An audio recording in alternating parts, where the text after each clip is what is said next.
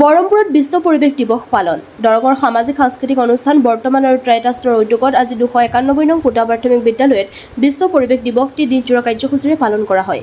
সেইলৈ পুৱা বন্তি প্ৰজ্বলন কৰে প্ৰধান শিক্ষক ৰমেশ চন্দ্ৰ শৰ্মাই। গছপুলি ৰোপণ কৰি বিদ্যালয় পৰিচালনা সমিতিৰ সভাপতি পৰেশ কলিতাই।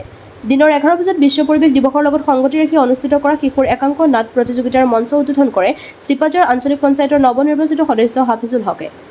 পিছত যুৱ নাট্যকাৰ ৰেজিবুৰ জামানৰ ৰচিত আৰু পৰিচালিত পৰিৱেশ সম্পৰ্কীয় মুক্ত আকাশ আৰু জোনাকৰ পোহৰ শীৰ্ষক দুখন একাংক নাটৰ লগতে শিক্ষয়িত্ৰী বিনী দেৱী পৰিচালিত গছ ধ্বংস যে কৰিব নালাগে ইয়াৰ ওপৰত নিৰ্বাক একাংক নাট এখনি পৰিৱেশন কৰে শিশুৰ দ্বাৰা একাংক নাট প্ৰতিযোগিতা অনুষ্ঠিত হয়। পিছত পঞ্চায়তৰ সদস্য বিনয় ডেকাৰ সঞ্চালনত অনুষ্ঠিত পৰিৱেশ সজাগতা আৰু আমাৰ দায়িত্ব শীৰ্ষক বিষয়ৰ ওপৰত মুকলি সভা অনুষ্ঠিত হয়। সভাত অৱসৰপ্ৰাপ্ত বিষয় শিক্ষক মনোৰাম চহৰীয়া, ট্ৰাইটাষ্টৰ দেওময় নৈজনৰ প্ৰমুখ দুলু কাকতিয়ে মৌখিক ভাষণ আগবঢ়ায়। News desk AIN live. ৰাষ্ট্ৰসংঘই দক্ষিণ কোৰিয়া অন্য এখন ৰাষ্ট্ৰ দক্ষিণ কোৰিয়া এই বিশ্ব পৰিৱেশ দিৱসটি উদযাপনৰ ক্ষেত্ৰত তেওঁলোকক বিশেষ উদ্যোক্তা হিচাপে বাছি লৈছে আৰু তেওঁলোকে এই অন্য থিম লৈ তেওঁলোকে এই বিশ্ব পৰিৱেশ দিৱসটি উদযাপন কৰিছে। আৰু এইবুলি বিশ্ব পৰিৱেশ দিৱসৰ যিটো থিম আচল থিম সেইটো হ'ল প্লাষ্টিক প্ৰদূষণ ৰোধ কৰক। প্ৰদূষণ যে অকল গছ পুলি ৰোপণ কৰিলে প্ৰদূষণ নহয়, ঠিক তেনেকুৱা নহয়। বিভিন্ন উপায়ে প্ৰদূষিত হয় আমাৰ বায়ু প্ৰদূষণ। তোমালোকে ইতিমধ্যে পাঠ্যক্ৰমত পাই আহিছে। প্ৰদূষণ ৰোধ কৰিবলৈ আমি প্লাষ্টিক প্ৰদূষণ কেনেকৈ হৈ আছে আমি নিজে জানো। প্লাষ্টিকে কেনেকৈ আমাৰ গোটেই সমাজখন গ্ৰাস কৰি পেলাইছে।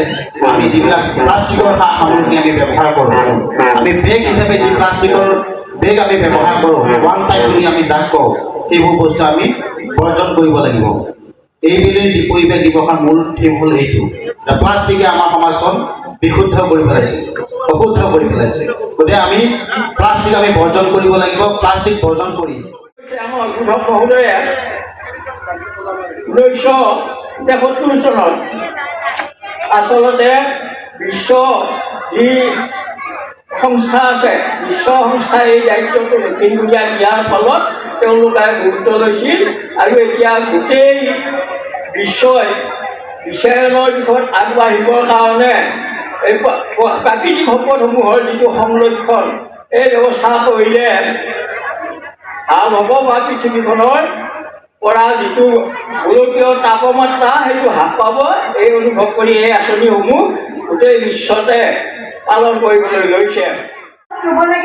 গতিকে আমি আজিৰ পৰা সংকল্পবদ্ধ হ'ব পাৰোঁ। আমি যদি গছ এজোপা কাটো, আমি পৰালৈকে গছ আৰু 10জোপা বা 100জোপা ৰুবলৈ চেষ্টা কৰিম। এই ক্ষেত্ৰতে মই সকলো ছাত্ৰ ছাত্ৰীক পৰিৱেশৰ প্ৰতি সদায় সজাগ হ'বলৈ আহ্বান কৰিলোঁ। তেওঁলোকে যাতে সৰুৰ পৰাই পৰিৱেশ বিকাশ কৰাৰ ক্ষেত্ৰত আগভাগ লয়, তাৰ ক্ষেত্ৰত মোৰ তৰফৰ পৰা তেওঁলোকলৈ অনুৰোধ থাকিল। যিকোনো খবৰ আৰু বিজ্ঞাপনৰ বাবে যোগাযোগ কৰক 7896121996 লগতে 7002537271।